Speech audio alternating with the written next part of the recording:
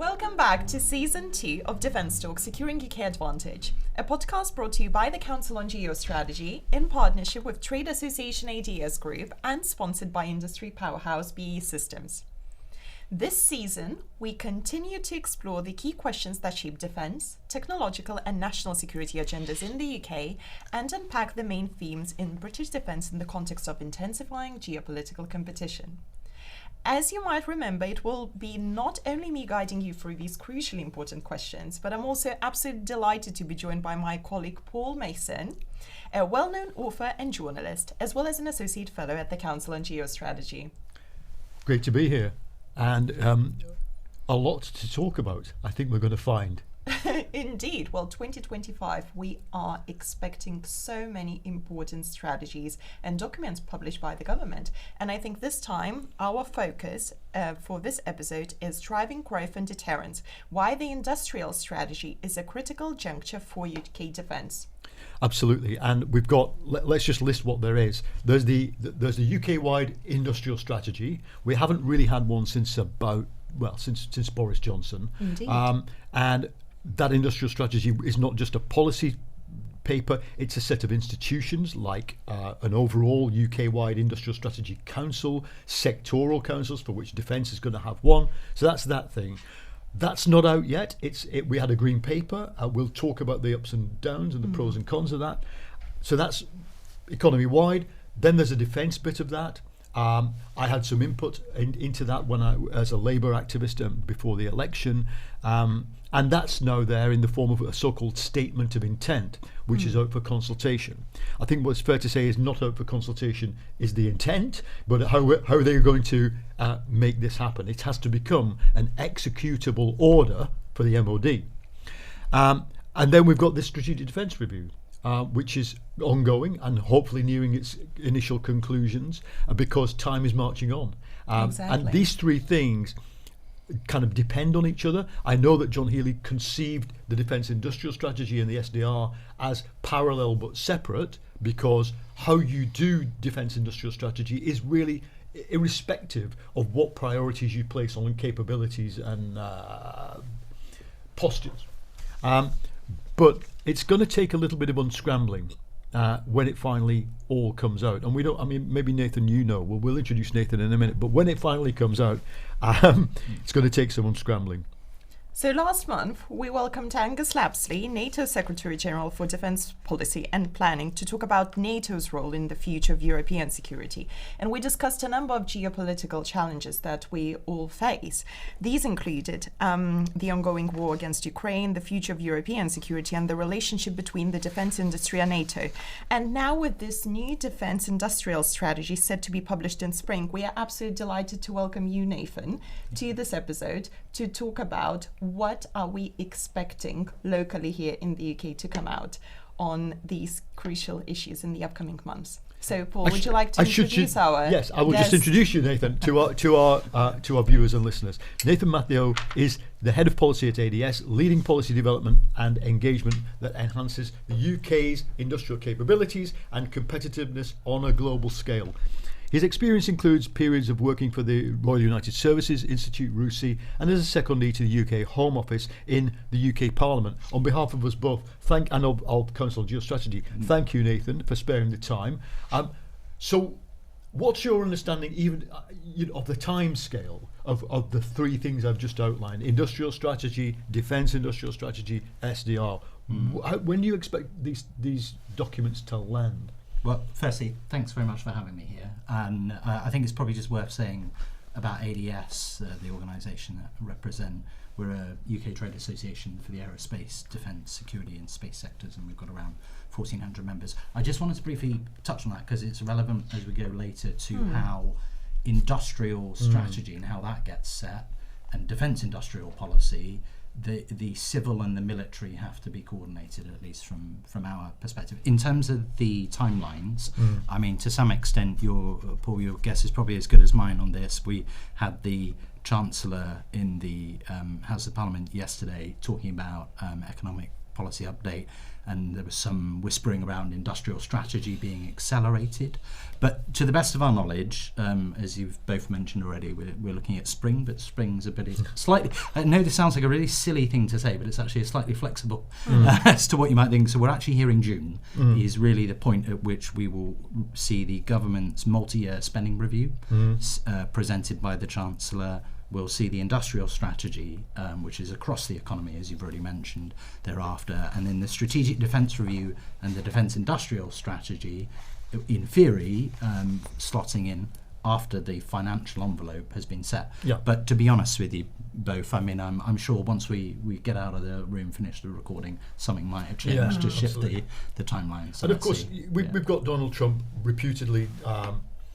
and I heard this from the same source that other journalists heard it, and it's an authoritative source, coming into discussions with the UK senior military, the Trump team saying he's going to ask for 5%. He might settle for 3.5%. Now, if we're in a 3.5% world, for your members, for those of us who specialise in this subject, we're in a different world. But nobody can even know that. Especially not we're recording today at a time when bond yields in Britain are touching, nudging 4.9. Who knows? But I suppose one of the first things we should try and ask to you on behalf of your members is, there's a very clear message coming from John Healey, his team, the MOD, that when it comes to defence in particular, we need to align the security imperative with the economic imperative, and they are alignable. That is, it is entirely possible for us to invest in defence capabilities and for that to have a really positive impact on the places that need better growth, more inclusive growth, more sustainable growth. But making it happen is difficult. What is the one thing that you go into this period with? What's the prize that we could win if we do this right? Well, I think if we want to think about what the scale of the prize is, we should look at what's happened before. So the UK defence sector has a really clear and reliable trajectory of growth we've seen. So over the last decade, we've seen growth of 36% in the turnover of the sector, in the value add that it generates for the economy, so reaching £12 billion worth of value add in 2023. Those are the most recent figures that we have, and there's kind of a similar story, 31% growth in turnover, and then even on the export side there's been an 18% growth in exports over the last decade. The reason I'm saying that is, if we then say there's a prize to pursue here in terms of the contribution that defence can make to the UK economy, hopefully you can see that that's not just sort of hot air. I think that we are in it sounds a bit banal to say it, but we are in an increasingly turbulent world. We have a war in Europe. We're grappling with a whole series of crises, and the sort of global defence market, I can say that is I'm afraid there's a silver lining, of course, to this, but it is going to grow. And we have, the government has, as part of the Strategic Defence Review, has itself made a commitment to reach 2.5% already. What we need to see to kind of realise that prize is what that pathway is, with a sense of clarity around the timelines and a sense that business can then make investment decisions in anticipation of a sort of a larger pie that's coming down the tracks. Well, I think the importance of the topic, of course, is clearly understood by simply looking at the numbers. So we've got 164,000 people employed in the defence sector in this country. We've also got the average salary in the sector, which is 14% higher than the UK average at £39,900. And also 70% of defence sector jobs are outside of London and the South East. Yeah, and I think that, sorry, Paul, No, I think that that's where we feel that the UK defence sector, and actually security in aerospace and space, but have a proven track record of delivering against multiple public policy goals. There's an economic contribution that's being made. There's an obvious national security and public safety contribution. Our armed forces, our intelligence services, our law enforcement agencies wouldn't be able to do what they do without the capabilities that we provide. And there's a sustainability aspect to this, because it's important that our industrial sectors make their contribution as well to the decarbonising the economy. So there's sort of multiple. You're getting a lot of bang for your buck, not just from a financial perspective. And in an increasingly febrile and threat-populated world, there are certain things you just have to do. I remember attending the Labour Party conference this year, which is always in Liverpool, and one of the most useful things for focusing people's minds on defence is that the conference centre is right opposite the Camel Laird shipyard. And in that shipyard right now is a ship that is being converted. I can't even remember the technical name for it, but what it's there to do is to defend our undersea cables and pipelines. Yeah. And let's face it, there are, and the NDS members will know this, sections of the UK population are not convinced that we need to either spend on defence or that the defence industry is benign. But I always take people to that, to the little quayside and point at that ship and say, to be honest, that's there to stop the internet going off. So it's not just that there are some nice things like apprenticeships, higher skills, and some better jobs, well-paid jobs. It is absolutely critical that we do defence. Now, in light of that, I suppose, how does the industry quantify its contribution to the UK's well-being, even in terms of stuff like deterrence? How do you explain to people that it's just vitally necessary that we have the ability to produce certain things in order for people not to push us around? Yep. No, well, this is a really important national conversation that we need to have, and we're trying to play our part in taking forward. So we've talked about some of the quantifiable contributions that are made, and hopefully that's an illustration of the economic contribution and the fact that we are present, particularly in outside of the southeast, providing well-paid, skilled jobs. That there's an enriching career to be offered, but there's also a need for a national conversation about the deterrence effects of having a robust defence industrial base. I don't want to be a bit indelicate here, but fundamentally we have seen what the importance of a defence industrial base is, and we're seeing this played out day in Ukraine. That's been, not that we would ever wish for those circumstances, but that's been a really material demonstration of the value of having companies out there, yes, profit-seeking companies, but there to support national security. And it's two sides of the same coin. I've heard many ministers in this government now talk about, you shouldn't think of, do we pursue prosperity or do we pursue security in how we make our investments? And we really think investing in UK defence and security, you're getting both at the same time. Let's go back to the defence industrial strategy. Why does this strategy matter? Does it provide stability, ability to plan long term? What are the benefits? So I think I'll start by saying, we had a strategy in 2021 that was released by a previous government, Defence and Security Industrial Strategy. In some sense, there's always a risk of reaching for the strategy tool to solve any problem, and we're sort of drowning them at this point. But it's really important at this point in time that this government has committed to a defence industrial strategy. It set out its statement of intent behind that, and it's anchored the defence industrial strategy within the wider industrial strategy it's under development. So defence has been designated as forgive the slightly wonky parlance, but a growth driving sector within the industrial strategy, and that's a recognition that public investment in defence can also be, as we've been just talking about, used to drive growth as well. But we are, as Paul said, we're facing a really turbulent international situation. The pressures on our military, the requirements, you were talking about undersea cables, and there's a NATO task force that's been stood out looking at this. It's sort of the threats, unfortunately, are multiplying, both conventional threats and also in the hybrid space, and that requires the UK, in terms of both its national commitments and its NATO commitments, to step up. And a defence industrial strategy is about, hopefully, getting the defence industrial base into the right place to ensure that when the armed forces are pulling the lever to ramp up, to take on more responsibilities, they've got the kit they need to do that in a safe way and effective way. How ready is the UK defence sector to scale, both in terms of investment and in terms of skills and in terms indeed of ambition?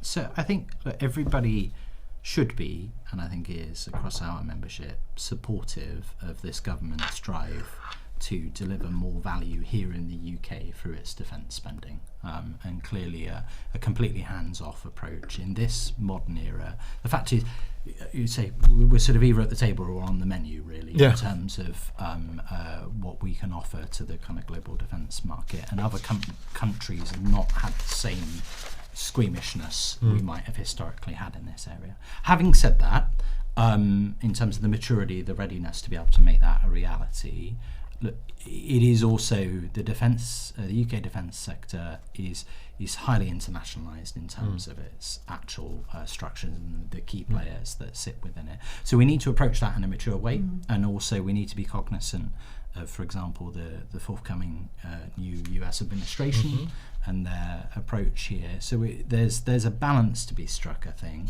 in trying to drive forwards, prioritising UK business, but we very much support what John Healey and his team want to do and try and make a reality. I think, to go into the nitty-gritty for one brief moment, there's a difference between the political signal, the senior level signal, and how that gets interpreted by the commercial officials on the sort of front line, if you forgive the slight mangling of the metaphors there, in how they interpret those, and there's work to be done in between. And indeed, if I may, Victoria, the other bit which we haven't mentioned, there is right now going through the Ministry of Defence in the UK something called Defence Reform, which is an organisational reform. Sounds boring and probably is the people executing it, which will produce something called a National Armaments Director with tri-service. That is the ability to say, not just, hey guys, we're building it here because it's important to us that we have capability X onshore, but that is, as it were, capability-wise not going to be prioritised. In other words, we're going through a bit of a revolution. If it works, it's always a big caveat. If it works, there will be a guiding intelligence that will be trying as well to influence or sort of make all the iron filings point in the same direction as the magnet.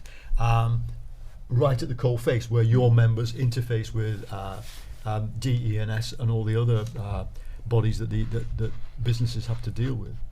Yeah, and it's for defence equipment and support that you mentioned, obviously a really key partner for industry, but that's an interesting part to draw out. I mean, we've also got the creation of a military strategic headquarters as a new sort of reform, but trying to put conversations around how do we go about delivering the armaments that our armed forces actually require, those capabilities, at a higher level than, to be honest, it's sat historically. I think we're supportive of the creation of that. There's a recruitment process underway. There's also, I think, a bit of a process of trying to nail down what the job spec is and kind of how it will interact with the Chief of the Defence Staff and with Defence Equipment and Support and with the frontline commands and all the rest of it. So there's still work to be done, but having a figure with that greater authority to ensure that, including with our NATO commitments, that we're delivering on what we need to deliver, and that requires industry, I think that's a good thing. It's a good thing. I would now like also to turn to the question of industrial productivity, because if we want to achieve something with the defence industrial strategy, I think one of the main issues that needs to be addressed is the productivity question. And Nathan, I would be very keen to hear your thoughts on what are the main barriers to workforce development in defence sectors. I think people and skills, this is exactly what we need to talk about.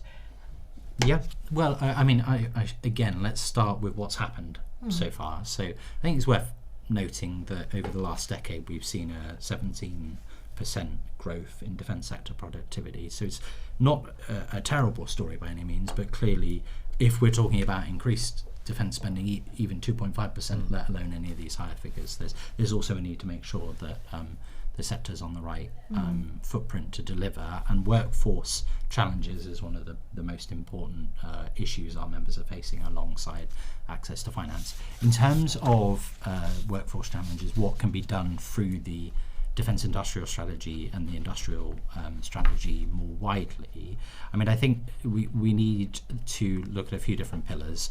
Firstly, I should say industry itself has to be part of it. You can't simply chuck the ball over the fence to government and say solve our workforce problems for us. But there are levers that government can pull on. So one of those would be around what's called the apprenticeship levy, which is a scheme that employers pay into in theory to be used to support apprenticeships within their workforce.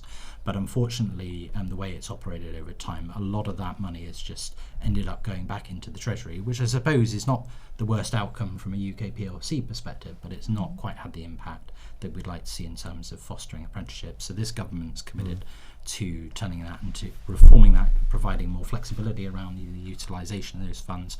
We need to see that happen quickly. It put some money behind that at the autumn budget, which was really positive, but there's a kind of a delivery aspect. There's the political intent there, which is great, but actually following through on that. I think also we need to, you talked a bit about the reputation of defence and that conversation about what does it do for us. That's an important part of this conversation. I mean, sadly, we've seen there's been some press reporting on this in the last couple of weeks in university sort of fairs for future careers and being targeted by protesters against defence companies pitching up, and even the armed forces themselves. And clearly, that's not the right way to have that conversation, and we need to try and make it more attractive to have a career in defence. Sorry, Paul. No, I think you're right. I mean, I'm an alumnus of Sheffield University. I'm a very proud alumnus of Sheffield, and not apropos, long before Gaza was an issue, Sheffield wants to be a centre of nuclear engineering, and is a centre of nuclear engineering. Necessarily, therefore, you've got dual use. Necessarily, you've got people looking at small modular reactors. And it just surprised me to see students occupying the building that was sponsored by one company. Now, we can't do anything about that, but what I think we can do is we can say to each other as people in civil society and in the industry, how do we intelligently have the argument with people that indeed, the ship in Camel Laird is there to keep your internet on. The fact is we need 4 nuclear armed submarines to deter a totalitarian dictatorship that keeps talking about nuking us. And it surprises me that the conversation isn't there. Are we all too reticent about it, do you think? And is the industry a little bit reticent and sort of hiding? I think there's also one more element that needs to be added in here, cross-sectoral synergies as well. So, for example, GPS is a wonderful example where the defence sector actually contributed substantially to the innovation and, technological development and making our lives easier on a daily basis. Yeah. Well, I think, let me try and pick up on a couple of those themes there. So, there's probably been a bit of reticence, it feels like, and maybe there's that sort of classic sort of Mandy Rice Davis thing. You'd expect us to say that, wouldn't you, type thing about the value of defence. But really, the case has been made about defence being central to our way of life, and clearly it raises sometimes some knotty questions around geopolitics. But fundamentally, given the threats that we face, there is really no choice but to put ourselves on a different footing. And I think there's pride to be had in having a career in defence. Also, I think there's also a job in making it just a bit more interesting and exciting and a bit less sort of stale in some ways. So, for example, one thing that we do at ADS, we support the UK rocketry competition. So we're doing basically competitions with secondary schools up and down the country. They form teams, they try and make a rocket fly an egg up into the sky or whatever and then bring it down safely. And actually last year my secondary school was the winner of it, bizarrely enough. I had nothing to do with that, just to be clear. But trying to just, for our sectors as a whole, trying to make studying STEM subjects, having a career in them, a bit more exciting. I know it sounds a bit sort of twee, perhaps, but I do genuinely think it has to be. I've come to the conclusion we have to sort of abandon our British reticence. I mean, while we're doing this, China has 7 top secret universities from which its defence companies can recruit 2/3 of their talent, and they hold, I think from memory, 37 out of the 44 critical emergent technological patents, or leadership in 37 out of 44 areas of critical emergent technologies.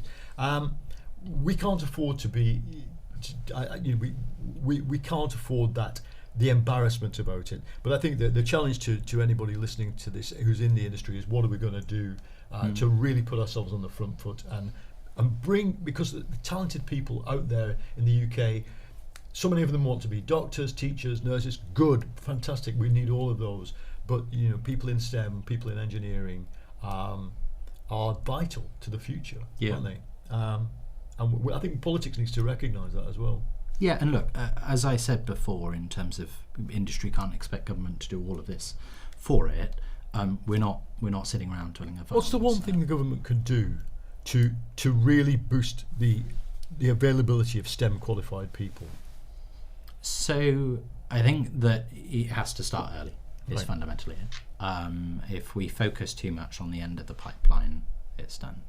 So it goes back to that early education, making STEM more attractive, and also a mature, ongoing conversation with industry about the curriculum and what that looks like to try. So and what needs to increase- happen to the curriculum? Interesting. we have this sort of breadth of subjects, but you see some really interesting initiatives like with institutes of technology and sort of partnerships at a local level that kind of just need to be scaled up fundamentally, where you've got a local anchor employers working with an academic institution to try and create more relevant curricula and more attractive offers in the long term. For this is, you can end up in working for us or our competitors. Yeah, I see. Yeah.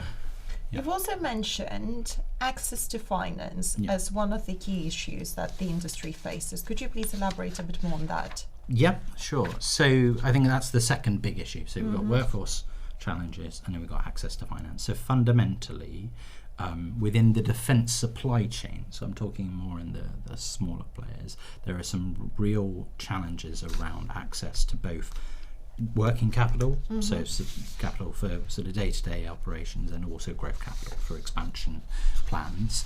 And there's a few components to this, some of which affect all of our sectors, I should say, and that needs to be dealt with at the industrial strategy level, not just at the defence industrial strategy.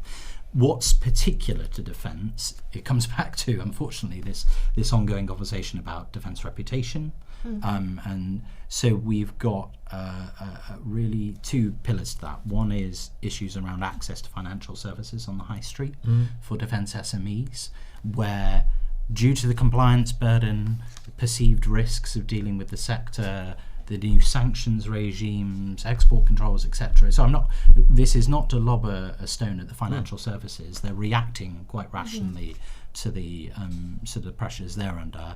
There's generally a withdrawal of support happening. You're having, companies that are providing quite important life-saving equipment for Ukraine that can't sort of get a basic bank loan or something because it seems to be at least some sort of perceived association with defence.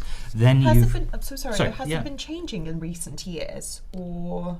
That's the sense, at least in terms of the reporting and surveying we do with our members. There seems to be a growing trend, particularly in the investment markets, driven by what's called ESG criteria, so environmental, social and governance criteria, where, look, a lot of our members, and you've mentioned a couple of these companies already, Paul, they make really significant commitments themselves to decarbonise their footprint, how they operate as a good employer, etc. So this is not a confrontation, I would say, between the defence industry and ESG as a concept, but there is a bit of a misinterpretation, it feels like, and so you're getting a lot of investment funds that have divested themselves of defence stocks because it feels too hot to touch, it's dirty, it's in the same bracket as, I don't want to offend other sectors, but sort of tobacco or oil or whatever it may be, and we've seen the NATO Secretary General Mark Rutte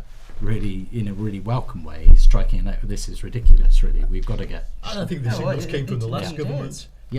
Last government and have come from this government, certainly at a possibly subtextual level. The ultimate selling point for ESG, environmental, social and social governance and corporate governance investment, was bottom line. the huge insurance companies and fund managers wouldn't have taken it up if it was just a good idea. That they were convinced that it was that it would enhance the bottom line for the investor. Now we only have to look at what you've talked about a productivity rise, you've talked about a turnover rise, the shareholder value created in the defence industry by, unfortunately, global events, meaning that order books are way oversubscribed, should surely be vectoring capital into the sector. So what do we need to do to unplug or unblock the bottleneck? So I think that this comes partly back to what can government do to provide clarity on its intentions. Yeah. And so that's where the Strategic Defence Review, the Defence Industrial Strategy, and a subsequent, what we would call an equipment plan, which is where the Ministry of Defence would set out sort of its requirements. If you can say we're going to spend 2.5% of GDP, or potentially higher, depending on how sort of negotiations with President Trump go, but that's the high level commitment. When does it happen? Where does the money fall? In which year? Against which priorities? And so one of the things that will make defence as a prospect for finance more attractive is, yes, more money. Obviously, any industry would say that, but also clarity about where that money is going and when. And so we really need to see at the upcoming kind of blockbuster of publications, that clarity coming forwards, because there's a bit of a tendency sometimes to kick the ball down the road, and that's understandable sometimes. But the big demand is for 10-year or multi-year settlements, isn't it? And in turn, I suppose some of the SMEs in the supply chain of some of the big prime contractors who are members of your organisation might say, well, if you get a clear pipeline of work that is just not 2 frigates at a time, but definitely 6 frigates for definite in the following order. Over the next 10 years, we'd quite like you to commit to sort of 10 radar domes at the same time, please. In other words, everyone's inhaled short-termism over the past 15 and longer years. What can we do to, if there is a bigger commitment from central government in terms of spending, what can the industry do to streamline its processes and make sure that it's thinking and executing in a long-term way? I think that's a fair question. I think there's a two-way process to this, and the defence supply chain, if government can give that clarity, then we also need to see our defence primes working in partnership with their supply chain to try and offer greater certainty about what they're going to require and when, partly just for practical reasons, because one of the things that's happened, on a few sort of anecdotal examples, where there's just been a real crunch and everybody's been asking for a certain kind of widget at the same point in time, with the replenishment of our munition stockpiles as we've donated to Ukraine, for example, and then there's not enough of it to go around in the supply chain. It's not for a lack of willingness, but it just simply is not, or capability, but it just simply cannot access the raw materials, the personnel, etc., to ramp up accordingly.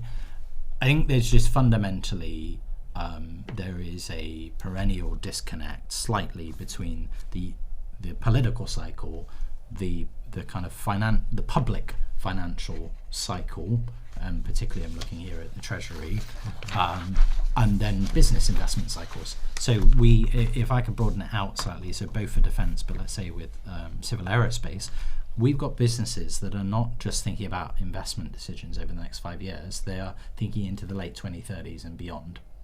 What will I spend right now? Where am I going to invest my money? Is it going to be in the UK or is it going to be somewhere else in the world for developing that future platform?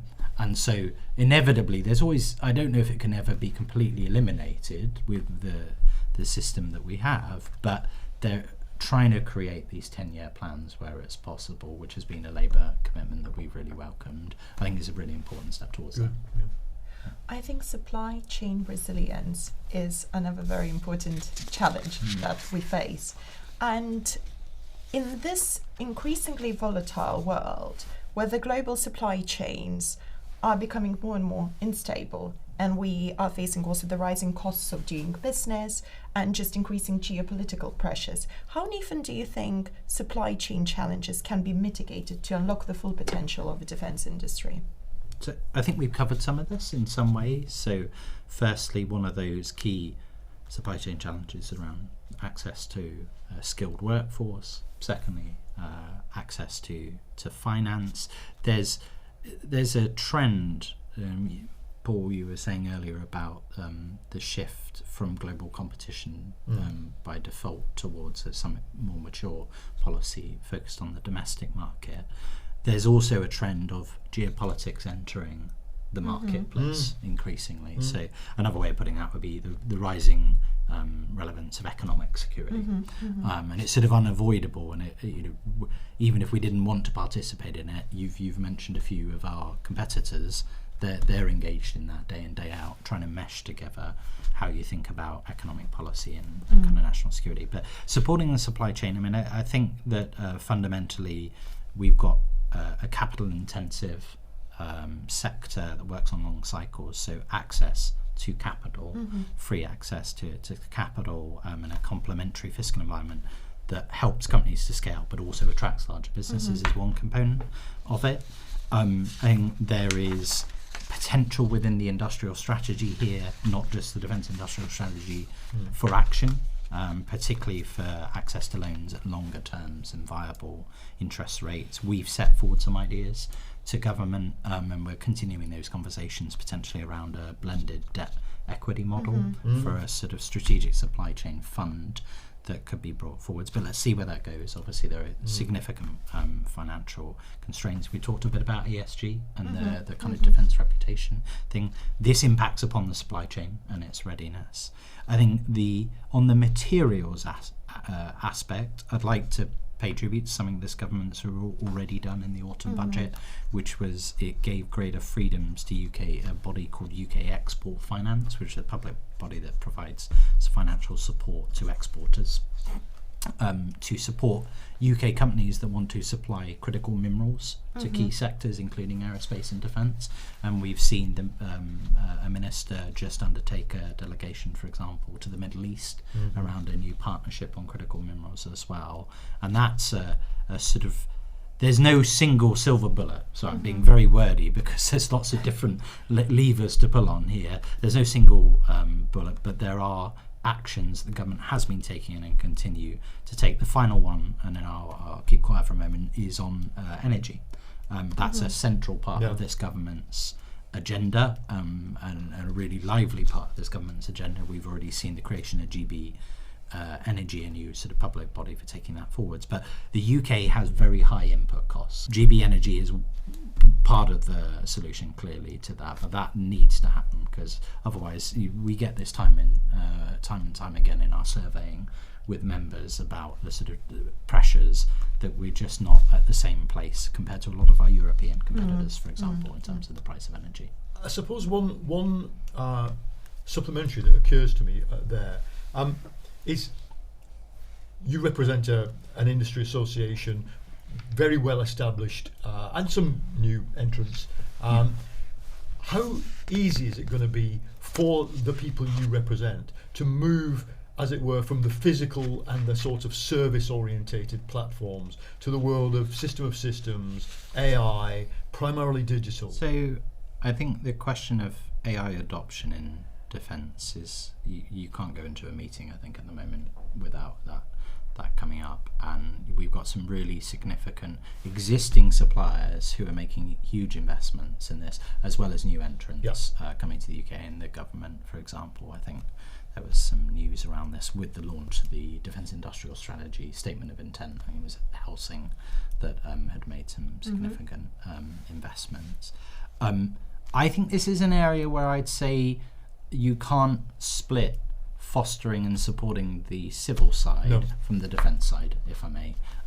So the UK AI sector as a whole, in terms of the level of investment, is already in a really fantastic place. You know, you've got the United States obviously leading the charge. You've got China, and you've made reference already to that, Paul, a really significant player. But the UK is really batting up there in terms of the number of AI companies and the levels of investment that are being made.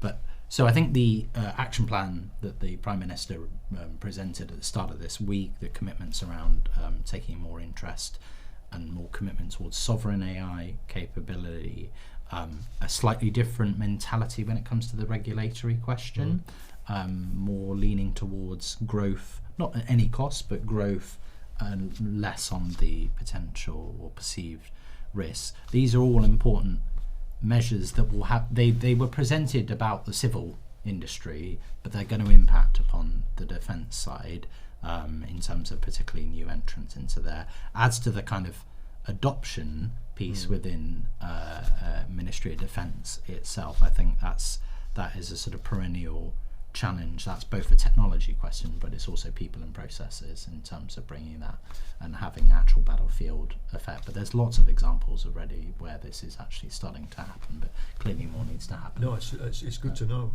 Well, it's certainly on the agenda. Earlier this week, the government, of course, published the AI Opportunities Action Plan, and I also had an opportunity to attend last week the Foreign Secretary's Locarno speech, where he outlined His Majesty's government interest and that push for increased AI capabilities use on a daily basis at the heart of the government as well in Whitehall.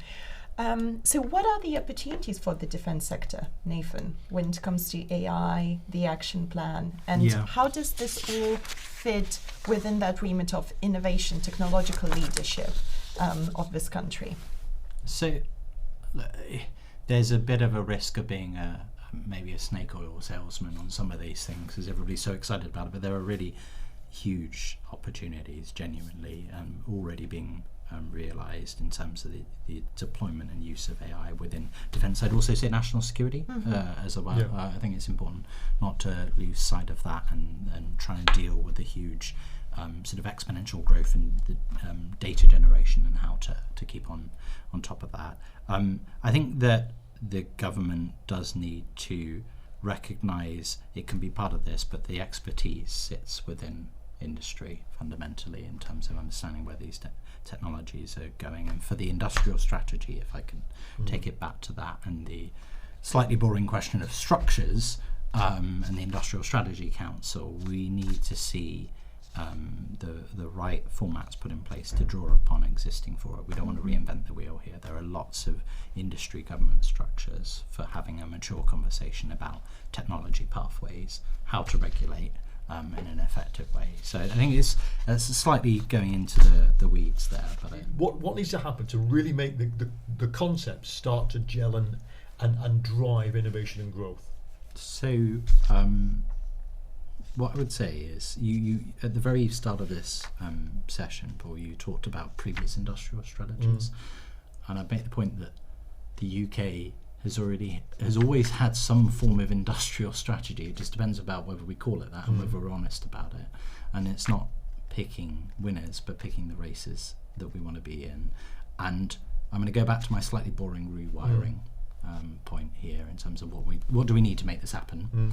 I can list a whole series of sector-specific interventions, but at the highest level, I think we need to see Treasury commitment behind this. So it's being driven by the Department for Business and Trade.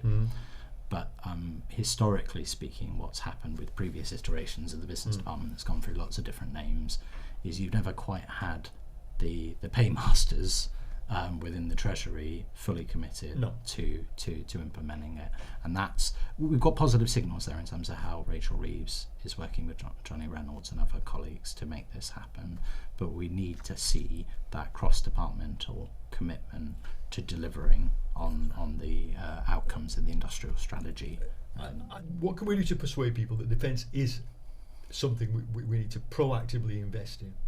Well, I think it's right to strike a note of fairness here. Right, there is a reason why the Treasury does what it does to try and protect the public purse. But how do we help them through that journey? Well, we as ADS, we try to provide that evidence base, working with other partners as to what the contribution. We know what the government allocations are towards defence, but we're trying to be part of that evidence gathering to demonstrate what the output of it is from an economic perspective. Obviously, you can't simply assess if you spend X number of pounds on defence through a financial perspective, because ultimately it is about preserving our way of life, equipping our armed forces to do that. But we're trying to play our part in that. I think that there is a need for ultimately some maturity and a greater risk appetite within government and in politics as a whole, that we're going to make some long-term commitments, long-term punts that aren't necessarily immediately going to pay off, but they're the right decision in the long term. And for example, to pay credit to this government, the planning reform activity they're doing, it's not very sexy or interesting in some senses, but it's important stuff to try and unblock some of these barriers to growth. So it's more of that in a sense, including in the defence sphere. Well, we've covered a lot today during this session, but just to end the conversation, a very quick question, Nathan, to recap all of that we've discussed. So what would be the 3 main points which you would like to see in the Defence Industrial Strategy, which will be published in the upcoming months? So I think that we need to see that long-term signal, fundamentally. Obviously that comes from the SDR, but how that is interpreted from an industrial perspective.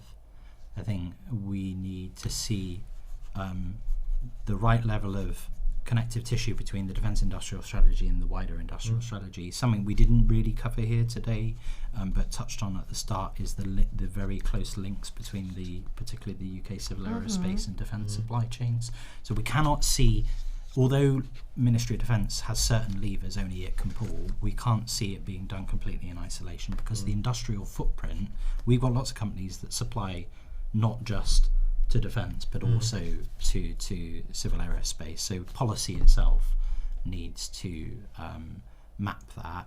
And I think lastly, when it comes to the kind of we were talking about the slight shift away from global competition by default, and conversations around sovereign capability, for example, which again we've not really touched on here today, just clarity from government.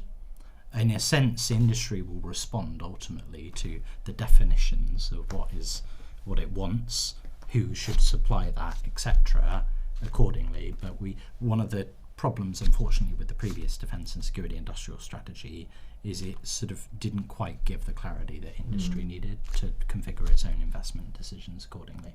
So I'll stop there.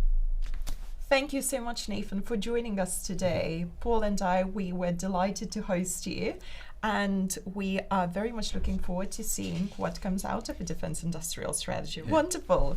Thank you so much for listening to DefenceTalks Securing UK Advantage, brought to you by the Council on Geostrategy in partnership with ADS and sponsored by BAE Systems. If you would like to find our previous DefenceTalks episodes, please visit www.geostrategy.org.uk/DefenceTalks. And until next time.